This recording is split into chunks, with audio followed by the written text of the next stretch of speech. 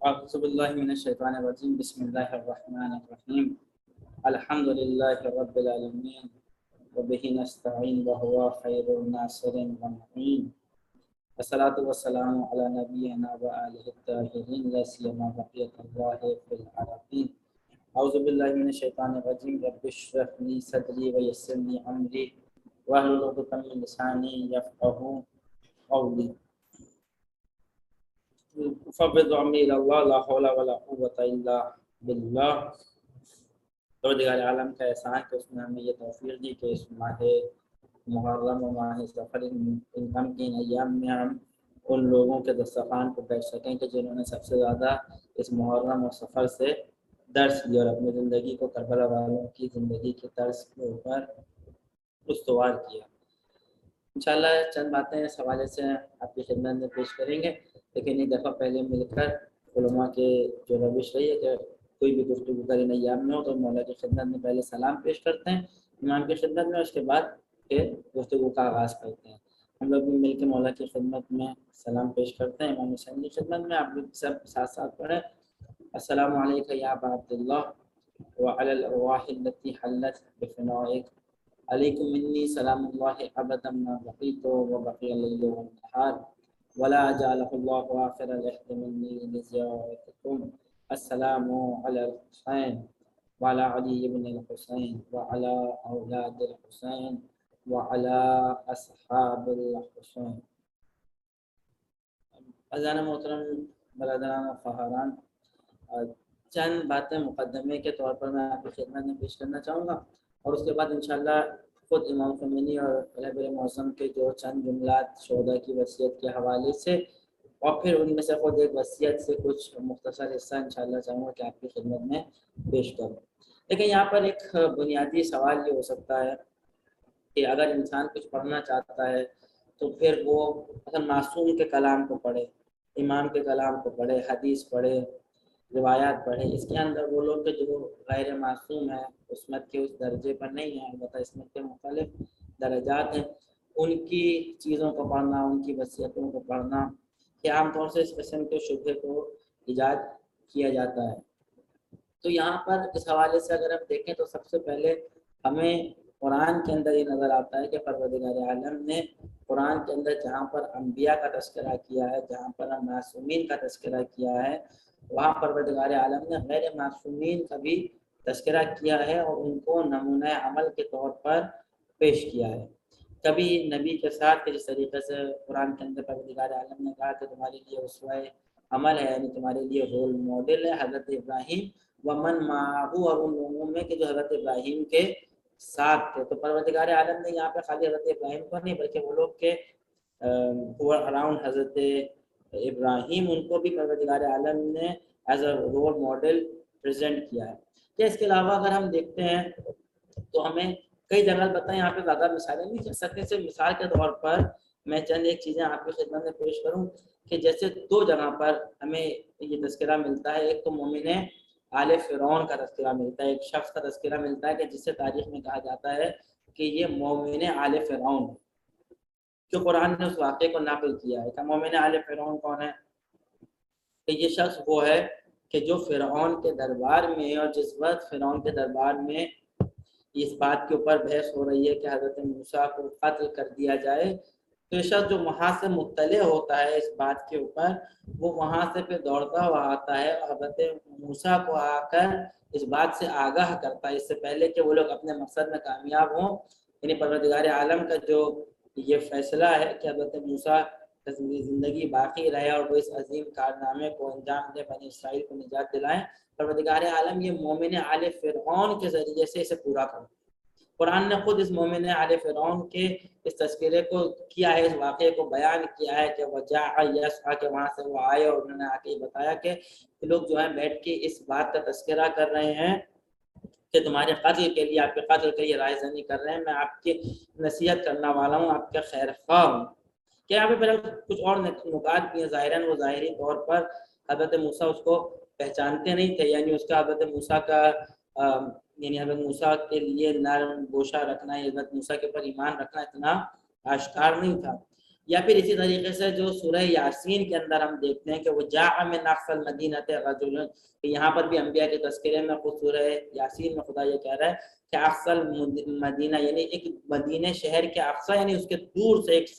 شخص آیا، یسعى جو تیزی سے چلتا ہوا آیا، اور آ کر اس نے اس کے بعد کہا قال یا قوم اتبعوا المرسلین، اے میری قوم کے لوگوں، وہ لوگ کہ جو اللہ کے بھیجے ہوئے ہیں ان کی تبعیت کرو، ان کی پیروی کرو۔ سورہ یاسین آپ کے سب نے کئی دفعہ پڑھی ہوئی ہے، اکثر ہم لوگوں کو وہ حفظ ہوتی ہے، سارا واقعہ اس کے اندر ہے کہ پھر اس کے بعد یہ جانتے ہیں کہ اس کے ساتھ کیا ہوا، اس شخص کو شہید کر دیا گیا، اور اس کے بعد جب اسے جنت میں داخل کیا گیا اس نے وہاں پہ کہا کہ کاش میری قوم کے لوگ بھی اس بات سے واقف ہوتے، وہ جانتے کہ پروردگار عالم نے مجھے کیسا صلہ دیا۔ تو خود سب سے پہلے خدا کی روش یہ ہے کہ اس نے جہاں پر انبیاء کی مثالیں پیش کی ہیں، اوصیاء کی مثالیں پیش کی ہیں، وہاں پر اس نے غیر معصومین کی بھی مثالیں پیش کی ہیں، اور انہیں بے عنوان نمونہ عمل پروردگار عالم نے انٹروڈیوس کیا ہے، کہ جس کے اندر سب سے زیادہ جو انٹرسٹنگ مثال ہے، جو کئی حوالوں سے جو جالب ہے، وہ مثال ہے فرعون کی زوجہ کی، کہ جس کو پروردگار عالم اس طریقے سے کہتا ہے کہ وَضَرَبَ اللَّهُ مَثَلًا لِلَّذِينَ آمَنُوا امْرَأَتَ فرعون، کہ پروردگار عالم ان لوگوں کے لیے کہ جو ایمان لے کر آئے ہیں، اب چاہے وہ مرد ہوں یا اس کے اندر جو ہیں خواتین ہوں، ان سب کے لیے پروردگار عالم کس کی مثال کو لے کر آ رہا ہے؟ امرأۃ فرعون، فرعون کی زوجہ کی مثال کو پروردگار عالم ان سب کے لیے بیان کر رہا ہے کہ اس مثال میں ان سب کے لیے نمونہ عمل پایا جاتا ہے۔ کب؟ اس قالت، کہ جب فرعون کی زوجہ نے یہ کہا کہ رب ابن لی عندک بیتن فی الجنہ، کہ پروردگار میرے لیے اپنے پاس جنت میں ایک گھر تیار کرو۔ یہ بہت خوبصورت چیز ہے کہ جس کے بارے میں یہاں پہ علماء اشارہ کرتے ہیں کہ یہاں پہ جو معرفت یہاں سے نظر آتی ہے، تو یہ نہیں کہا کہ پروردگار میرے لیے جنت کے اندر رب ابن لی بیتن فی الجنہ، کہ نہیں، بلکہ اس کے اندر جو خوبصورتی ہے وہ یہ ہے کہ اس قالت رب ابن لی عندک بیتن فی الجنہ، پروردگار جنت میں ہونا کافی نہیں ہے، بلکہ جو چیز مجھے درکار ہے وہ یہ کہ عندک، میرا یہ جو گھر ہو یہ تیرے پاس ہو، یعنی تیرے ہمراہ ہو۔ عندک، خدا کے ساتھ ہونا، خدا کے پاس ہونا، خدا کی ہمراہی، یہ وہ چیز ہے کہ جو مطلوب ہے۔ اور پھر اس کے بعد وَنَجِّنِي مِنْ فِرْعَوْنَ وَعَمَلِهِ، پروردگار مجھے فرعون اور اس کے عمل سے نجات دلا دے۔ کہ یہاں پہ خود دوبارہ یہ نقطہ ہے کہ فقط فرعون سے نجات کافی نہیں ہے، یعنی فرعون سے بیزاری نہیں ہے، فرعون سے زیادہ جو بیزاری ہے اس کے عمل سے بیزاری ہے، یعنی اگر یہ عمل کسی کا بھی ہے تو اس سے بیزاری ہے۔ فقط یہاں پر ایسا نہیں ہے کہ مجھے تمام ظلم وہ کرتا تھا کہ بس میری جان چھوٹ جائے، نہیں، بلکہ پروردگار مجھے فرعون سے اور اس کے بعد جو کچھ بھی اس نے ظلم کیا ہے من عملی ہی، جو بھی اس کا عمل ہے، پروردگار مجھے اس سے نجات دے دے، یعنی مجھے اس سے جدا کر دے۔ وَنَجِّنِي مِنَ الْقَوْمِ الظَّالِمِينَ، اور مجھے قوم ظالمین سے پروردگار نجات عطا کر۔ اور اس طریقے سے یقیناً آپ جب قرآن کے اندر آپ جب غور و فکر کریں یا اس کا مطالعہ کریں تو آپ کو اور ایسی متعدد مثالیں نظر آئیں گی کہ جہاں پروردگار عالم نے غیر معصوم کو یہاں پر پیش کیا ہے، اس کی مثال کو بیان کیا ہے، اور اس مثال کو اس لیے بیان کیا ہے کہ اس مثال میں ہمارے لیے اگزامپل ہے، اس مثال کے اندر ہمارے لیے بہت سارے لرننگ پوائنٹس ہیں کہ جسے ہم سیکھ سکتے ہیں۔ کتاب جو ہے یہ کتاب ہدایت کی کتاب ہے، اس کے اندر جو کچھ بھی ہے وہ ہدایت کے لیے ہے۔ قرآن کے اندر بہت سارے سائنسی اصول بھی ہیں، مختلف چیزوں کی طرف اشارہ کیا گیا ہے، یعنی پروردگار کے جس نے زمین کو بغیر نظر آنے والے ستونوں کے ساتھ، یعنی ایسے پلرز کے جو انویزیبل ہیں، اس کے ذریعے سے کھڑا کیا ہے، یعنی اشارے ہیں مختلف جو یہ کریشن کے اندر جو ونڈرز پائے جاتے ہیں۔ لیکن اگر ہم اس کو بنیادی طور پر دیکھیں تو یہ کتاب جو ہے وہ ہدایت کی کتاب ہے، کہ جس کا بیسک جو پرپس ہے وہ ہدایت ہے۔ بس جو کچھ بھی اس کے اندر ہے ایسا ممکن نہیں ہے کہ وہ انسان کی ہدایت سے یعنی اس کے اندر جو ہے وہ ایک ڈسکنیکٹ پایا جاتا ہے، اس کا کوئی ربط انسان کی ہدایت سے نہ ہو۔ تو اس جہت سے اگر ہم کسی اور کے غیر معصوم کے اگر کسی چیز کو پڑھتے ہیں تو ہم یہ ایسا نہیں کر رہے ہیں کہ ہم خود جو ہے وہ قرآن سے یا معصوم کی سیرت سے ہم روگردانی کر رہے ہیں، بلکہ بس یہاں پہ ایک چھوٹا سا اور بھی واقعہ پیش کر دوں۔ خود دیکھیں خود جو ہے نا یہ ائمہ کی بھی سیرت یہ رہی ہے، اہل بیت کی بھی سیرت یہ رہی ہے کہ انہوں نے اپنے خاص جو اصحاب ہیں یا ایسے لوگ کہ جنہوں نے کوئی کارنامہ انجام دیا انہیں انٹروڈیوس کیا ہے اس عنوان سے کہ دیکھو تم اس کو فالو کرنے کی کوشش کرو۔ خدا نے بھی جب انبیاء کو بھیجا تو انسانی شکل و صورت کے اندر بھیجا، ان کو جو ہے وہ ملائکہ نازل نہیں کیا پروردگار عالم نے، کہ ایک جو اعتراض ہوتا تھا انبیاء کے اوپر، اگر آپ قرآن کے اندر جا بجا دیکھیں کہ یہ کیسا نبی ہے کہ جو سڑکوں پہ چلتا پھرتا ہے، ہماری طریقے سے کھاتا ہے، ہماری طریقے سے سوتا ہے، خدا نے کسی جو ہے وہ فرشتے کو کیوں نہیں نازل کیا؟ اس کی وجہ یہ کہ پروردگار عالم اس کو بھیجنا چاہتا ہے کہ جو رول ماڈل بن سکے۔ اگر وہ جسے بھوک ہی نہیں لگتی تو پھر اس کا روزہ رکھنا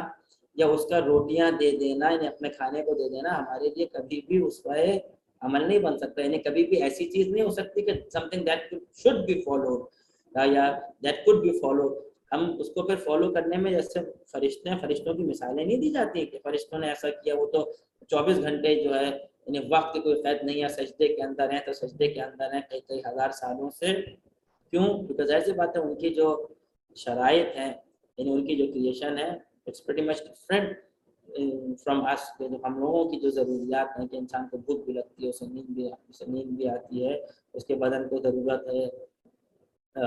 آرام کرنے کی بھی،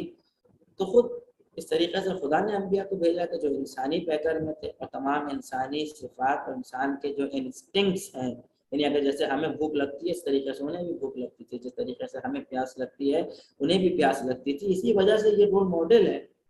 کہ آپ جو امام کی پیاس کو ہم اسی لیے یاد کرتے ہیں کہ اگر انسان کو پیاس لگتی ہے امام کو بھی پیاس لگتی تھی اور امام نے خدا کی خاطر اس مشکل کو برداشت کیا۔ تو خدا کی بھی یہ روش ہے اور اہل بیت کی بھی یہ روش ہے۔ ایک شخص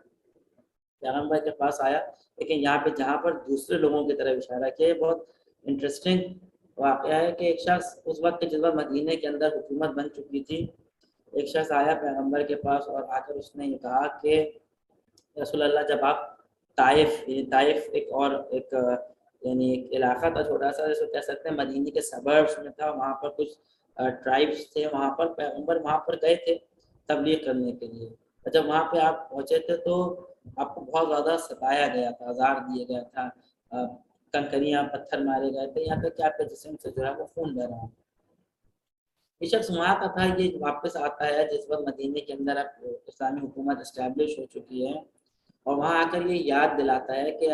جب آپ وہاں پر آئے تھے تو میں نے آپ کا خیال رکھا تھا، میں نے اس طریقے سے آپ کے ساتھ سلوک نہیں کیا تھا بلکہ آپ کی میں نے اس وقت خدمت کی تھی۔ رسول اللہ بہت خوش ہوتے ہیں اور اس کو جو ہے وہ بہت ہی وارم اس کو ویلکم دیتے ہیں، یعنی اس کو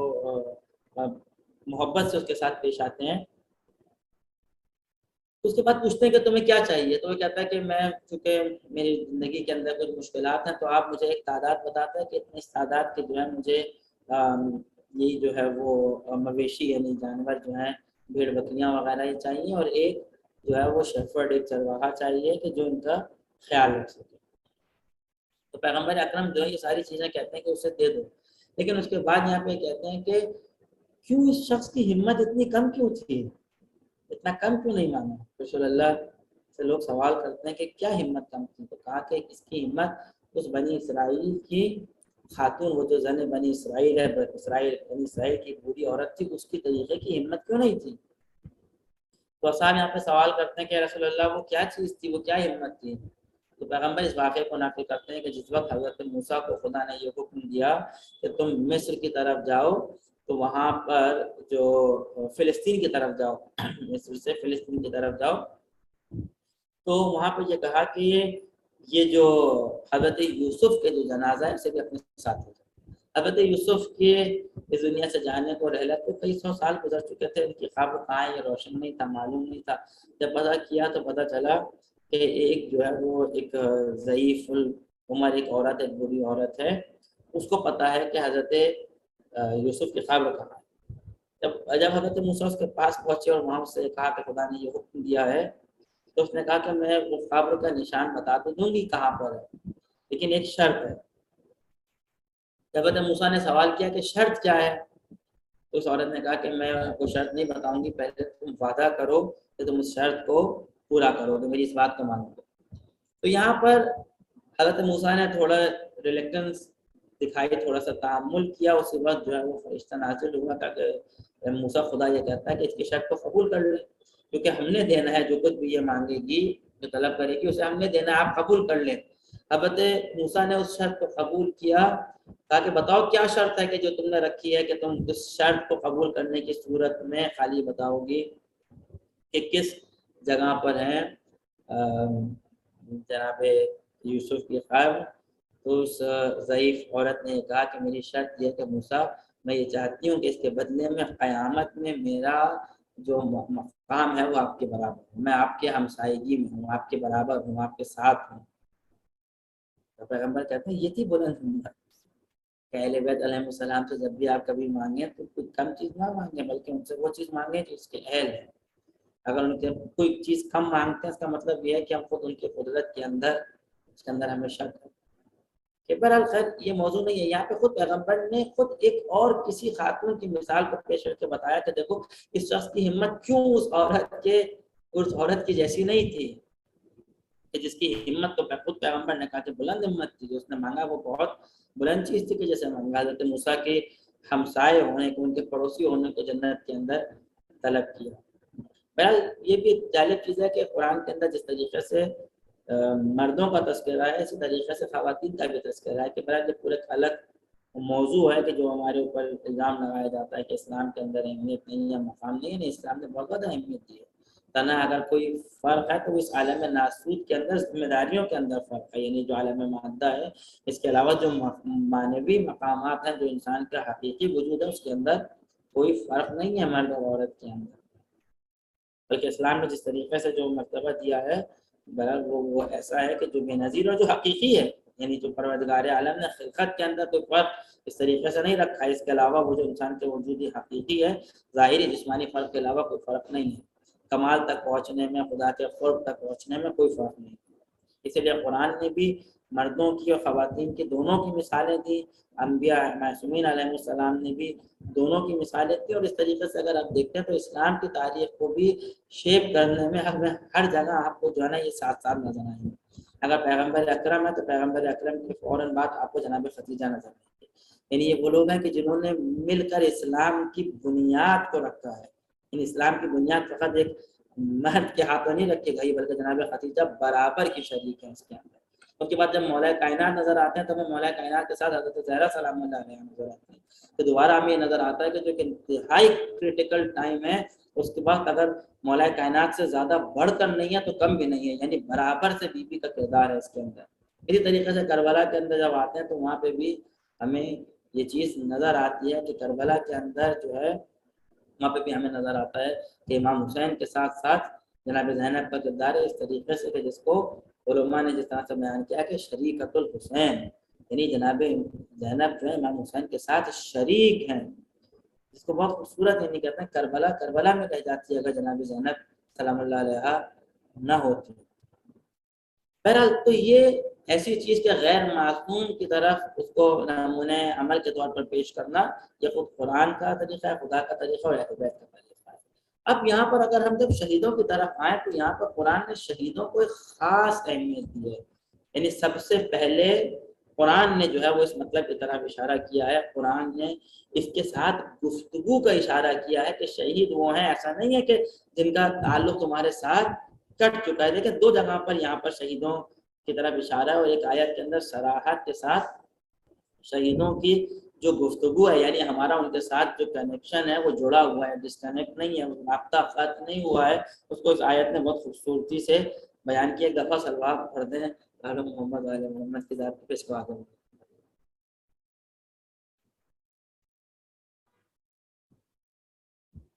کس طریقے سے قرآن تذکرہ کر رہا ہے، قرآن یہ کہتا ہے کہ وَلَا تَحْسَبَنَّ الَّذِينَ قُتِلُوا فِي سَبِيلِ اللَّهِ أَمْوَاتًا، تحسبن گمان بھی نہ کرنا، یہ تصور بھی نہ کرنا کہ الذین قتلوا فی سبیل اللہ امواتا، وہ لوگ کہ جو اللہ کے راستے کے اندر قتل کر دیے گئے ہیں وہ مر گئے ہیں، وہ اموات میں سے ہیں، وہ موت ان کو آ گئی ہے، نہیں بل احیاء عند ربہم یرزقون، بلکہ وہ زندہ ہیں اور اپنے رب کے پاس سے رزق پا رہے ہیں۔ اچھا یہی ایک مضمون یعنی ایگزیکٹلی یہی جو مطلب ہے ایک اور آیت کے اندر بھی آیا، لیکن اس آیت کے اندر جو خوبصورتی ہے کہ اس کے اندر ان کی اس گفتگو کو بیان کیا گیا ہے کہ فرحین بما آتاہم اللہ من خلفہم، یعنی یہ اس بات سے خوش ہیں کہ جو پروردگار عالم نے جو انہیں عطا کیا ہے، اور جو ان کے پیچھے رہنے والے ہیں یہ ان سے گفتگو کرتے ہیں، یہ ان کو بشارت دیتے ہیں کہ تم دیکھو وہ لوگ کن سے یستبشرون بنعمت من اللہ وفضل وان اللہ لا یضیع اجر المؤمنین، وہ لوگ جو ان کے راستے پہ چل رہے ہیں، من خلفہم یعنی ان کے پیچھے ہیں، اسی راستے پہ ہیں، یہ ان کو بشارت دیتے ہیں، یعنی ان کو یہ بیان کرتے ہیں، ان کو یہ گلیڈ ٹائڈنگز دیتے ہیں کیا کہ دیکھو تمہارے لیے نہ کوئی خوف ہے اور نہ کوئی غم ہے، وَأَنَّ اللَّهَ لَا يُضِيعُ أَجْرَ الْمُحْسِنِينَ کہ پروردگار عالم کبھی بھی اجر المؤمنین خدا مومنوں کے اجر کو ضائع نہیں کرتا۔ بس نہ صرف یہ کہ زندہ ہیں رزق پا رہے ہیں خدا کے پاس سے، بلکہ اس کے ساتھ ساتھ جو ہے وہ بشارت بھی دے رہے ہیں کن لوگوں کو، وہ لوگ کہ جو اسی راستے کے اوپر، یعنی کس راستے کے اوپر ہیں۔ دیکھیں یہ بہت ایک اہم چیز ہے، اگر شہادت کے اندر فقط جان دینا یہ چیز شامل ہو تو پھر جس وقت ایسے حالات نہیں ہیں اس وقت یہ ساری چیزیں irrelevant ہو جائیں، یعنی خدا نہ خواستہ اگر کہیں پہ، کیونکہ بہرحال جنگ ایسی چیز ہے کہ جو مطلوب نہیں ہے، اگر کسی جگہ پر اس قسم کے حالات ہوں وہاں تو ہمارے لیے شہداء جو ہیں وہ ریلیونٹ ہیں، ان کی وصیتیں ریلیونٹ ہیں، لیکن جس وقت کہیں پر ایسا ہے کہ ہمارے پاس کوئی جنگ و قتال کی صورت نہیں ہے وہاں پر یہ چیز irrelevant ہو جائے، کیونکہ اگر اس کا تعلق فقط میدان جنگ سے ہوگا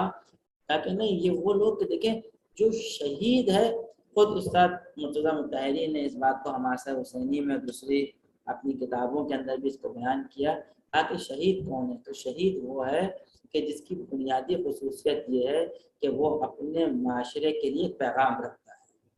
ایک پیام رکھتا ہے، اور اس پیام کو وہ اپنے خون سے تحریر کرتا ہے۔ دیکھو زیبر معظم فرماتے ہیں کہ ہر وقت جان دینا شہادت نہیں ہے، بلکہ یہاں پہ خود شہیدوں کی زبانیں خود قاسم سلیمانی اس بات کو کہتے ہیں کہ دیکھو شہید وہ ہوتا ہے کہ جو دنیا کے اندر بھی شہید ہے، جو ان کا مشہور جملہ ہے کہ شرط شہید شدن شہید زیستن، یعنی شہید ہونے کی شرط جو ہے وہ شہید زندگی گزارنا ہے، یہ شہید وہ ہے کہ جس کا ایک پیغام ہے، جس کا ایک میسج ہے اپنے معاشرے کے لیے، کچھ ویلیوز ہیں کہ جن کو لے کر وہ کھڑا ہوا ہے، ان میسیجز کو، ان ویلیوز کو لے کر آگے بڑھ رہا ہے، تو جو بھی ان ویلیوز کے لیے کوشش کر رہا ہے، جو اس راستے کے اوپر کھڑا ہوا ہے، وہ کیا ہے، وہ وہی اجر شہید رکھتا ہے، وہ شہید کے راستے پر ہے، وہ اس راستے پر ہے کہ جس تک شہیدوں کی یہ بشارت پہنچتی ہے۔ اس کی وجہ یہی وجہ ہے کہ رہبر فرماتے ہیں کہ شہیدوں کی یاد کو زندہ رکھنا اس شہادت سے کم نہیں ہے، یعنی اس یاد کو زندہ رکھنا، اور اگر اس کو واقعاً اگر ہم سمجھنا چاہتے ہیں اور آسان طریقے سے اس کو سمجھنا چاہتے ہیں تو آپ کو دیکھیں کہ کربلا کے اندر جو شہادت تھی وہ شہادت ہو گئی تھی، لیکن اگر جناب زینب سلام اللہ علیہ اسے نہ پہنچاتی تو وہ شہادت اپنے اثر تک نہیں پہنچ پاتی، یعنی لوگوں کو پتہ نہیں چلتا کہ یہ شہادت کیوں ہوئی یا کس لیے یہ شہادت ہوئی۔ تو میں ان ساری گفتگو کو سمیٹتے ہوئے کہ دیکھیں شہید وہ ہے کہ جو واقعاً یعنی اپنا سب کو جو خدا کے راستے میں قربان کر دیتا ہے، یعنی اس کی نظر میں ہر چیز سے زیادہ خدا کی اہمیت ہے، خدا کے حکم کی اہمیت ہے۔ بس اگر ہم اس چیز کو سمجھ سکتے ہیں تو یہ ضروری نہیں ہے کہ صرف یہ قتال کے میدان جنگ کے اندر یہ چیز نظر آئے کہ انسان کی نظر میں خدا کے حکم کی کیا اہمیت ہے، خدا کی بات کی کیا اہمیت ہے، خدا نے جو ذمہ داری رکھی ہے اس کی کیا اہمیت ہے۔ یہ وہ چیزیں ہیں کہ جس کو انسان اپنی زندگی کے اندر عملی یعنی پریکٹیکل کر سکتا ہے، اس کے اوپر عمل کر سکتا ہے۔ دوسری چیز یہ ہے کہ پروردگار عالم جب کسی کو یعنی اس مقام تک پہنچاتا ہے، انسان جب یہاں تک پہنچتا ہے تو پھر اس کی جو زبان سے جو چیزیں جاری ہوتی ہیں، دیکھیں ایک دفعہ یہ ہے کہ یہاں پہ اس کو کئی لوگوں نے، کئی علماء نے اس بات کو بیان کیا اور غلط دوسرے اسکالرز بھی اس کو ایکسیپٹ کرتے ہیں کہ دیکھیں ایک وقت یہ کہ میں آپ کے سامنے بول رہا ہوں، میں نے کچھ مطالب تیار کیے ہیں، وہ مطالب یہاں پر لے کر آیا ہوں، کچھ چیزیں میں نے ڈائری سے لکھی ہوئی ہیں، کچھ چیزیں سامنے کتاب میں میرے سامنے، اس کو میں آپ کے سامنے بیان کر رہا ہوں۔ یہ جو میں بیان کر رہا ہوں یہ بہت ممکن ہے کہ جو چیزیں میں بیان کر رہا ہوں میں بیان تو کر دوں لیکن اس کا تعلق میرے وجود سے نہ ہو، یعنی میں خود اس کے مطابق عمل نہ کرتا ہوں، میں خود کیسا سوچتا ہوں ضروری نہیں ہے کہ میں اندر سے ایسا ہی سوچتا ہوں، یہ چیزیں میرے وجود کے اندر راسخ ہوئی ہیں، میں نے ایک مطلب یعنی ایک چیز کو ایک ٹیکسٹ تیار کیا اور آپ کے سامنے پریزنٹ کرا۔ لیکن جب انسان ایکسٹمپور بول رہا ہوتا ہے، جب فی الوقت اسی وقت بولتا ہے، تو اس وقت جو اس کے وجود کے اندر ہوتا ہے وہ چیز سامنے آتی ہے، لیکن جب تک وجود کا رابطہ نہ ہو کہ اس وقت یہ جو اعلیٰ مضامین یہاں پہ ہمیں وصیتوں کے اندر نظر آتے ہیں، تو جب تک خدا سے یہ کنیکشن جڑا نہ ہو، جب تک روح پرواز نہ کر رہی ہو، جب تک روح جو ہے وہ عالم ملکوت سے جڑی ہوئی نہ ہو، جب تک زبان سے یہ الفاظ جاری ہو نہیں سکتے، وہ بھی ایسے حالات میں کہ جہاں کسی کو دکھانے کے لیے نہیں ہے، یہاں پہ کوئی تعریف کرنے والا نہیں ہے، بس یہ وہ قیمتی ترین جملے ہیں کہ جس کو اگر ہم اس کی حقیقت کو ٹریس کرنا چاہیں تو وہ عالم ملکوت میں ہے، یعنی اس کنیکشن میں ہے کہ جب روح وہاں سے جڑی ہوئی ہے، امام حسین کے ساتھ روح وصل ہے خدا کے ساتھ، وہاں پہ انسان کا کنیکشن جڑا ہوا ہے، اس وقت یہ الفاظ جاری ہیں،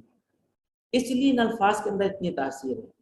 اس کو تو بہرحال سب تسلیم کرتے ہیں کہ اقبال نے جو کہا کہ دل سے جو بات نکلتی ہے اثر رکھتی ہے، پر نہیں طاقت پرواز مگر رکھتی ہے، یعنی وہ بات جو دل سے نکلتی ہے واقعاً وہی دل کے اندر جاتی ہے۔ عربی کے اندر، فارسی کے اندر، سب جگہ اس کی ضرب المثل اس حوالے سے موجود ہیں، خود جو ہے وہ اقوال بھی معصومین کے اس حوالے سے موجود ہیں کہ وہ چیز کے جو انسان کے وجود کا حصہ ہو، جو وہاں سے نکلے تو اس کے اندر تاثیر ہوتی ہے۔ تو یہ وجہ ہے کہ خود امام خمینی نے، کہ دیکھیں آپ جانتے ہیں کہ امام خمینی وہ ہیں کہ جو کوئی یعنی ایسی ہی بات نہیں کرتے ہیں، یعنی جس طریقے سے کوئی خطیب ہے، کوئی اسپیکر ہے، کوئی پبلک اسپیکر ہے، وہ کہیں پر یا کوئی ڈیبیٹر ہے، وہاں پہ کوئی ایک بات کو بہت سجا کر بڑھا کر پیش کرتا ہے، جو کسی کے بھی بارے میں کچھ کہہ سکتا ہے، اگر تعریف کرنے پر آئے تو تعریف کے اندر جو ہے نا وہ بہت زیادہ ایگزیجریشن کر سکتا ہے، اسی طریقے سے مذمت کے اندر نہیں، یہاں پہ ہر لفظ ہے وہ نفعت اللہ، ہر لفظ نفعت اللہ ہوا ہے۔ یہاں پر آپ یہ دیکھیں، اس میں جو امام خمینی نے جس کی جو شہیدوں کی وصیت کے بارے میں اس بات کو کہا، یہ چند جملے ایسے ہیں کہ جو واقعاً ہمارے اندر اس شوق کو ایجاد کرتے ہیں کہ فرماتے ہیں کہ حقیقت یہ ہے کہ یہ وصیت نامے انسان کو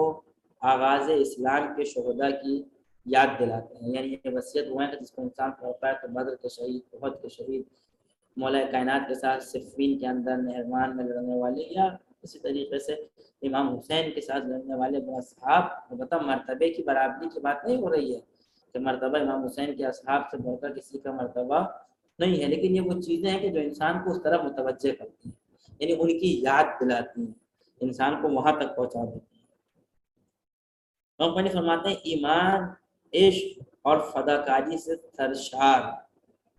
فداکاری یعنی ایثار، قربانی کا جذبہ، سرشار یعنی لبریز، ایسی چیز کے جس سے بھرا ہوا ہے، سرشار ان زبانوں کا سامنا کرتے ہوئے مجھے شرمساری کا احساس ہوتا ہے، مجھے شرم آتی ہے، مجھے شرمندگی ہوتی ہے جب میں ان کا سامنا کرتا ہوں، جن کی خصوصیت یہ ہے کہ ان کے اندر عشق پایا جاتا ہے، ایمان پایا جاتا ہے، ان کے اندر قربانی کا جذبہ پایا جاتا ہے۔ ان عزیزوں نے جو وصیت نامے لکھے ہیں ان کا مطالعہ کریں، ان کا مطالعہ کریں کہ آپ نے 50 سال عبادت انجام دی ہے، خدا آپ کی یہ عبادت قبول فرمائے۔ یعنی کیا مطلب ہے؟ دیکھیں عبادت کیا ہے، یعنی عبادت کا جوہر جو ہے، نماز کے لیے جب کہا گیا کہ نماز کی حقیقت کیا ہے، کہ نماز ہوا کہ جو انسان کو خدا کی یاد دلاتی ہے، نماز کی حقیقت یہ ہے کہ یہ ذکر ہے، یعنی وہ چیز ہے کہ جو انسان کو خدا کی طرف متوجہ کرتی ہے، انسان کے رابطے کو خدا کے ساتھ جوڑ دیتی ہے، یعنی عبادت کا جوہر یہ ہے، اس کی حقیقت یہ ہے کہ انسان کے اندر بندگی کی خصوصیت کو پیدا کرتی ہے، انسان کو اس بات کا احساس دلاتی ہے کہ اس کا کوئی خالق ہے کہ جس نے اسے بنایا ہے، اور ایک دن اسے اپنے رب کے سامنے کھڑا ہونا پڑے گا اور اس کا جواب دینا پڑے گا، یہ ہے اصل چیز۔ یہی وجہ ہے کہ نماز تنہا عن الفحشاء والمنکر کے فحشاء اور منکر سے روکتی ہے، کیوں؟ کیونکہ خدا کی یاد دلاتی ہے، کیونکہ انسان کو یہ احساس ہوتا ہے کہ کوئی ہے کہ جو اسے دیکھ رہا ہے، کوئی ہے کہ جو اس کے اعمال کے اوپر ناظر ہے، یعنی اس کو دیکھنے والا ہے، اس کے اعمال کا حساب کر رہا ہے، ایک دن اس نے کھڑا ہونا ہے، he will be accountable وہاں پہ اس کو جواب دینا ہے اس ساری چیزوں کا کہ ایسا کیوں کیا. عبادت کی روح یہ ہے کہ اگر ایسا نہ ہو رہا ہو تو علماء کہتے ہیں کہ عبادت نہیں ہے. اگر عبادت سے بندگی نہ آئے تو بس ان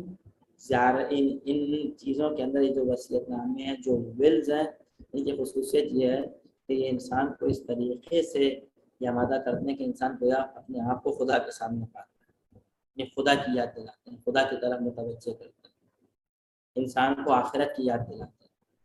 آخرت کے اندر جو سوال و جوابات ہیں ان کی یاد دلاتے ہیں، اس کے ساتھ ذمہ داریوں کی یاد دلاتے ہیں. بس یعنی ان وصیت ناموں کا پڑھنا، اس کا اثر انسان کی زندگی کے اوپر وہ اثر اس سے مرتب ہوتا ہے، یعنی وہ اس کے اوپر اس سے حاصل ہوتا ہے جو 50 سال کی عبادت کا اثر ہے. یعنی انسان اگر 50 سال عبادت کرے، نماز شب پڑھے، عبادتوں کے ذریعے سے کھڑا ہو، اس کے ذریعے سے جو اس کی روح کے اندر جو اثر آنا چاہیے، جو اس کے اندر ہیوملٹی پیدا ہونی چاہیے، جو خوشی و خضوع پیدا ہونا چاہیے، وہ ان وصیت ناموں کے ذریعے سے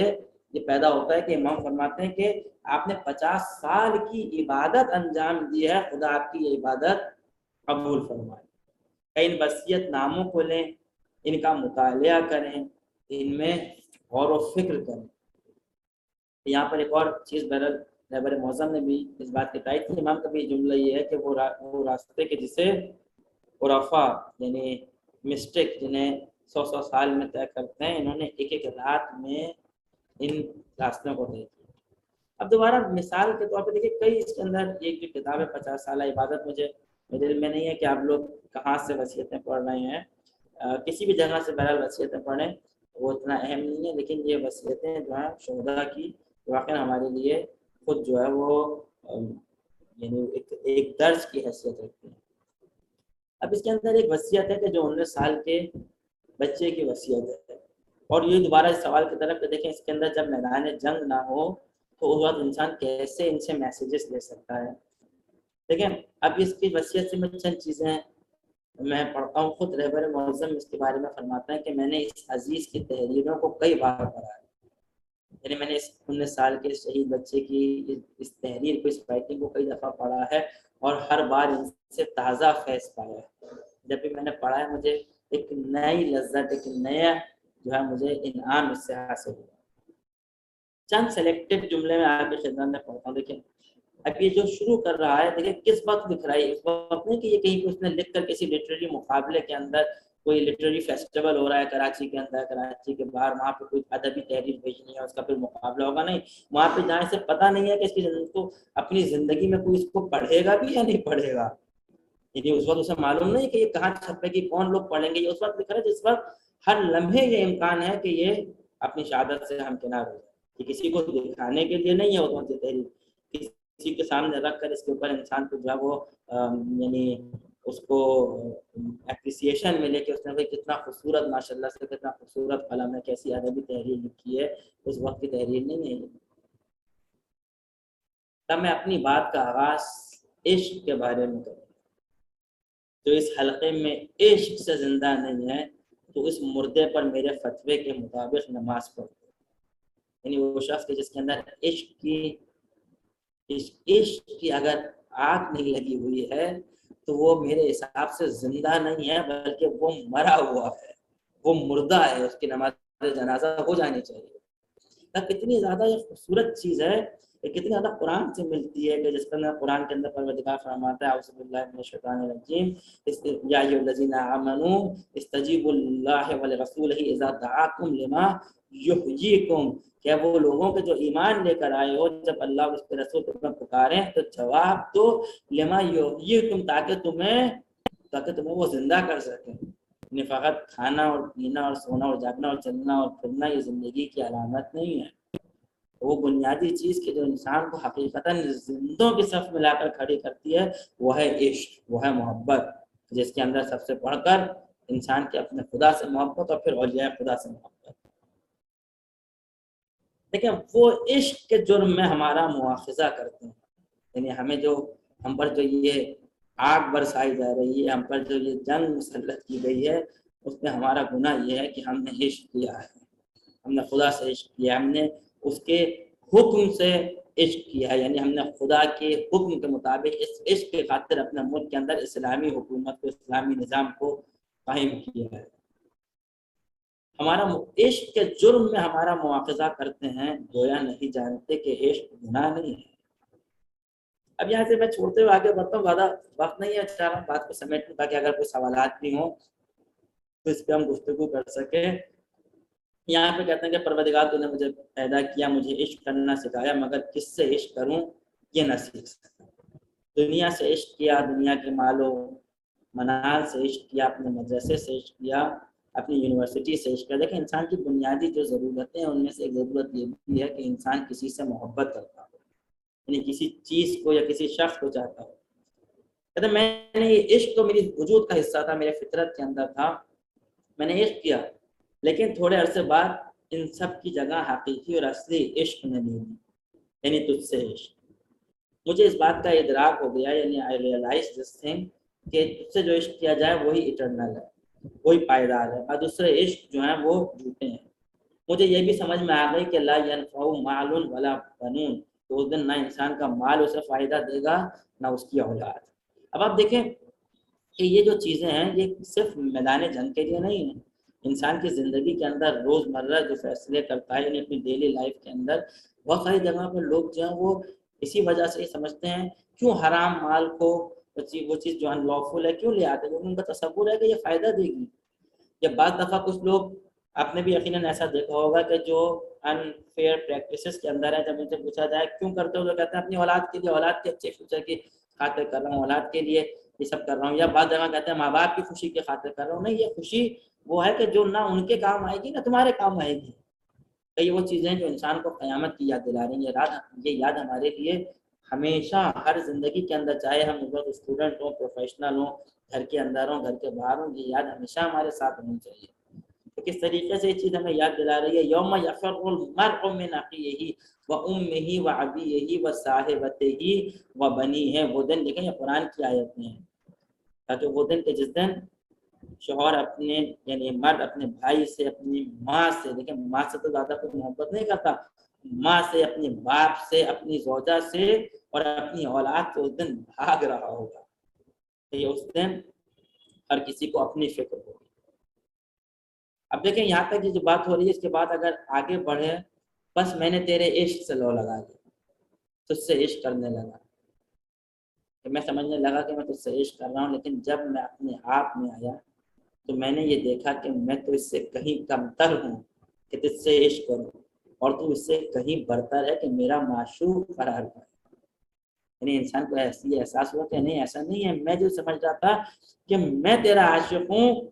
کہ میں تیرا عاشق نہیں تھا، میں یہ غلط سمجھ رہا تھا۔ بندے کی یہ مجال نہیں ہے کہ وہ تیرا عاشق ہے، در حقیقت یہ تو ہے جو اپنے بندے کا عاشق ہے، یہ تو تھا جو میرا عاشق تھا اور مجھے اپنی طرف کھینچ رہا تھا۔ حدیث قدسی کے اندر ہے کہ خدا کہتا ہے موسیٰ میں اپنے ہر بندے کا ایسے خیال کرتا ہوں کہ جیسے وہ میرا ایک واحد بندہ ہے، اور میرے بندے میرے ساتھ ایسا معاملہ کرتے ہیں جیسے میرے علاوہ بھی ان کے رب ہیں۔ تو پروردگار عالم میں کتنی حدیث ہے، خدا یہ کہتا ہے کہ بے حق کا علیہ ہے بنی آدم، بے حق کا علیہ، جو تمہارا حق میری گردن پہ ہے، انا احبک، میں تم سے محبت کرتا ہوں، وہ بے حقی علیہ، بس جو میرا حق تمہارے گردن کے اوپر ہے، احبنی، پہلے پروردگار عالم محبت کرتا ہے، عشق کرتا ہے، اس کے بعد اس محبت کو طلب کرتا ہے۔ یعنی کتنی خوبصورت اس نقطے کو خالی اس نے ایک ادبی بیان نہیں کیا، یہ وہ جگہ ہے کہ جہاں پر ان چیزوں سے گزر کر یہ شہداء پہنچے ہیں، اسی لیے اس کی بات کے اندر تاثیر ہے کہ جہاں انہوں نے اس بات کو ریئلائز کیا ہے، اپنے پورے وجود سے اس کو محسوس کیا ہے۔ لیکن میں جو تھا، میں تیرا عاشق نہیں تھا، میں سمجھتا تھا میں تیرا عاشق ہوں، غلطی پر۔ اب دیکھیں کتنی خوبصورت اس کے بعد اس نے دلیل کے طور پہ پیش کیا کہ اگر میں تیرا عاشق ہوتا تو ہمیشہ تیری تلاش میں رہتا، لیکن جب میں غور کرتا ہوں تو دیکھتا ہوں کہ کئی دفعہ شیطان کے جال میں پھنس گیا، لیکن اس کے باوجود بھی راہ مستقیم پر آ گیا۔ اگر میں تیرا عاشق ہوتا تو میں تیرے پیچھے پیچھے آتا، مگر کتنی دفعہ میں راستے سے آتا، میں پھنس گیا تھا، لیکن جب میں غور کرتا ہوں تو دیکھتا ہوں کہ کئی دفعہ شیطان کے جال میں پھنس گیا۔ اب سمجھ جا کہ یہ تو تھا کہ جو اپنے اس بندے کا عاشق تھا، کہ وہ جب بھی شیطان کے چنگل میں آیا تو تو نے شیطان کے جال کو تار تار کر دیا، تو ہر شب اس کے انتظار میں رہا تاکہ کم از کم ایک رات تو اسے دیکھ سکے۔ اب میرے فہم میں یہ بات آئی ہے کہ اپنے بندے کا سچا عاشق تو ہے، بندے کی کیا مجال کہ وہ تیرا عاشق بن سکے۔ تو یہ چیز ہے کہ جیسے ہمیں ہمیشہ اپنی زندگی کے اندر ضرورت ہے، ہمیں ہمیشہ اس بات کی ضرورت ہے کہ ہم اس بات کو محسوس کریں کہ پروردگار عالم ہم سے کتنی محبت کرتا ہے، کتنی نعمتیں ہیں پروردگار عالم نے جو ہمارے لیے اس دنیا کے اندر بھیجی۔ یعنی خدا اگر چاہتا تو خالی جسم کی بقا کے لیے ایک طریقے کی غذا کو قرار دیتا، لیکن خدا نے کتنی متنوع قسم کی غذاؤں کو قرار دیا۔ پروردگار عالم نے کتنا خوبصورت نظام بنایا انسان کے جسم سے لے کر جو انسان کی جسمانی ضرورتیں ہیں، کتنا بہترین انسان کے جسم کو بنایا، اور اس کے بعد جو انسان کی جو ایموشنل نیڈز ہیں پروردگار عالم نے کتنے خوبصورت طریقے سے اس کو پورا کیا کہ ماں باپ کی محبت، پھر میاں اور بیوی کے درمیان پروردگار عالم نے خود اس محبت کو اپنی نشانی قرار دیا، پھر اولاد کی محبت، بھائی بہنوں میں محبت، اور پھر امام کی عشق میں محبت، کہ وہ محبت کے جس کا نمونہ ہمیں اربعین میں نظر آتا ہے کہ امام کی محبت میں سب لوگ ایک دوسرے کو اپنے وجود سے جدا نہیں سمجھتے۔ تو یہ وہ چیزیں ہیں کہ جو صرف میدان جنگ سے مربوط نہیں ہے۔ اب دیکھیں یہاں پہ جو یہ چیز ہے کہ لیکن شہادت کیا ہے؟ جس لمحے دو دلدار آپس میں ملتے ہیں، عاشق کا اپنے معشوق سے وصال ہوتا ہے، بندہ خاکی جمال حق کی زیبائیوں پر نظر ڈالتا ہے اور روئے یار کے دیدار میں کھو جاتا ہے،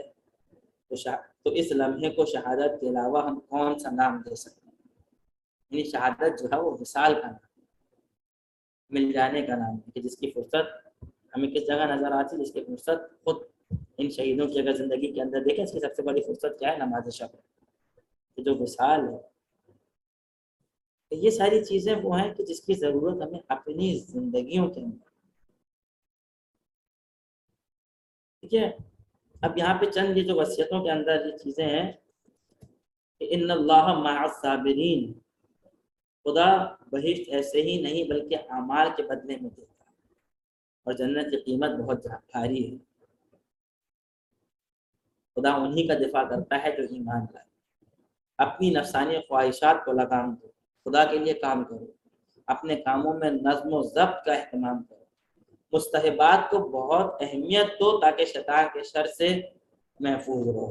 اب یہ ساری چیزیں ایسی ہیں کہ جو روزمرہ کی زندگی کے اندر ہے، نفسانی خواہشات عام زندگی کے اندر میدان جنگ میں تو کمتر ہے کہ وہاں پہ سامنے کچھ چیزیں نہیں ہے کہ جس کے اندر انسان نفسانی خواہشات کو دے سکے۔ عام زندگی ایسی ہے کہ جہاں پر مسلسل نفس ان ساری چیزوں کے سامنے ہے، تو وہاں پہ نفسانی خواہشات انسان کو اپنی طرف کھینچ رہی ہیں۔ اپنے کاموں میں نظم و ضبط کا اہتمام کرو، کہ مولا نے بھی جو وصیت کی کہ اسی کو بتقوی اللہ و نظم امرکم، کہ میں تمہیں یہ وصیت کرتا ہوں، کس چیز کی وصیت کرتا ہوں؟ خدا کا تقوی اور نظم کی، ڈسپلن کی، نظم امرکم، کہ نظم و ضبط ہماری زندگی کے اندر ڈسپلن ہونا چاہیے، ہماری زندگیوں کے اندر ڈسپلن ہونا چاہیے۔ مستحبات کو بہت اہمیت دو تاکہ شیطان کے شر سے محفوظ ہو۔ مستحبات وہ چیزیں جو واجب نہیں ہیں، اوبلیگیٹری نہیں ہیں، لیکن وہ چیزیں ہیں کہ جو پروردگار عالم کو پسند، مطلوب ہے۔ نوافل خصوصاً نماز شب کے ذریعے خدا کی قربت حاصل کرو۔ صبر کو اپنا ہتھیار بناؤ۔ دیکھیں صبر کیا ہے؟ صبر یہ ہے کہ مشکلات کے اندر اپنے قدم نہ ڈگمگائیں، انسان مسلسل آگے بڑھتا رہے، یہ صبر کا مطلب یہ نہیں ہے کہ انسان ہر ظلم کو برداشت کرتا رہے، یہ صبر نہیں ہے، یہ انضلام ہے، یعنی ظلم کو برداشت کرنا۔ صبر یہ ہے ان اللہ مع الصابرین، اگر ایسا ہو تو پروردگار عالم صابروں کے ساتھ نہیں ہے۔ صبر کو اپنا ہتھیار بناؤ اور جان لو کہ تم سے پہلے کی امتوں نے تم سے زیادہ سخت اور مشکل حالات دیکھے تھے۔ یہ کتنا خوبصورت تذکر ہے کہ اگر واقعا اس کے بعد انسان قرآن کو دیکھے کیسے کیسے امتحانات دیے گئے ہیں پچھلی امتوں کے ساتھ، پچھلے انبیاء کی امتوں کے ساتھ۔ یہ جان لو کہ خدا کا طریقہ یہ ہے کہ خدا آزماتا ہے۔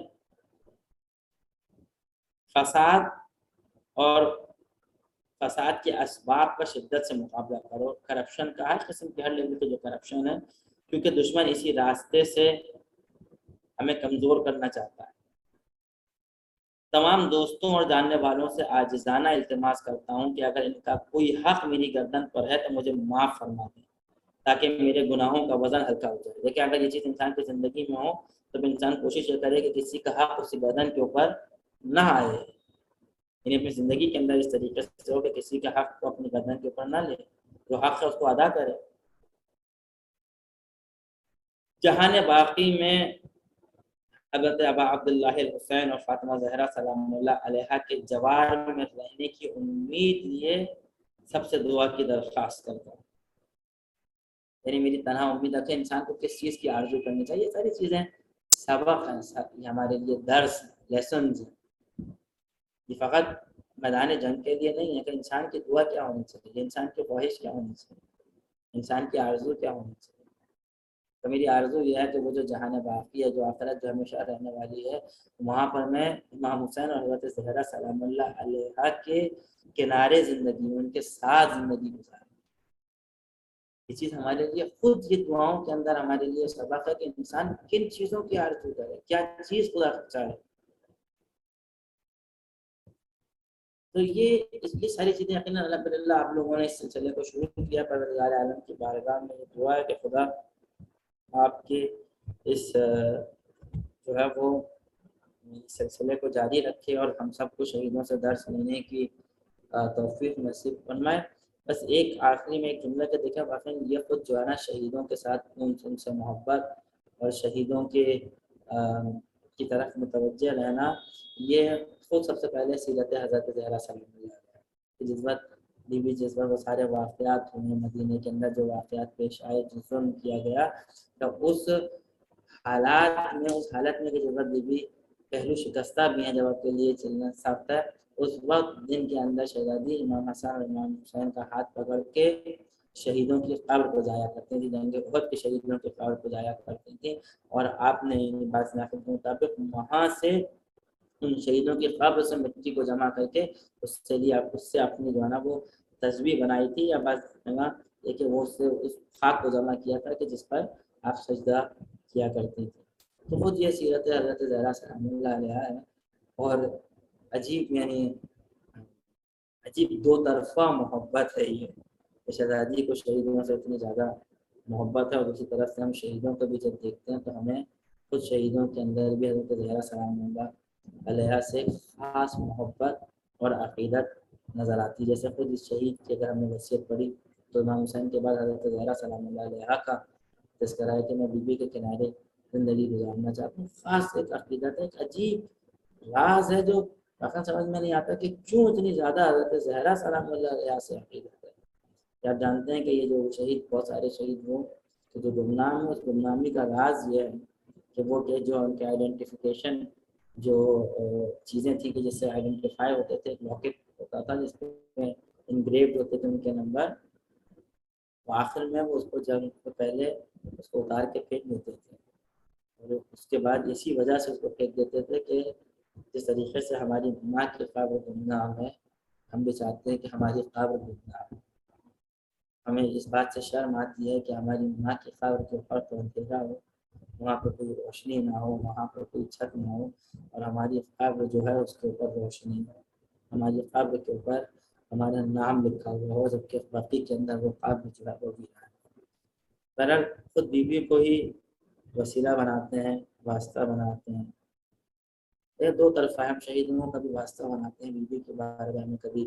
بیوی کو واسطہ بناتے ہیں، ہم شہیدوں سے کہتے ہیں کہ آپ کو دل میں جو حضرت زہرا سلام اللہ علیہ سے محبت ہے، جو قرآن یستبشرون جو کہتا ہے بشارت دیتے ہیں، اس محبت کے ہم واسطہ دے کر زندوں سے ہم خطاب کر رہے ہیں، مردوں سے ہمارا خطاب نہیں ہے، بل احیاء وعند ربہم یرزقون، ان لوگوں سے ہمارا خطاب ہے کہ بیوی کی آپ کے دل میں جو محبت ہے، ہم اسی محبت کو واسطہ قرار دیتے ہیں کہ آپ ہمارا بھی ہاتھ تھامیں، ہمیں بھی ان مقامات تک، ان منزلوں تک، اس انڈرسٹینڈنگ تک پہنچائیں کہ جہاں پر آپ خود اللہ اور اہل بیت کے فضل و کرم سے پہنچے۔ آخر دعوانا الحمدللہ رب العالمین۔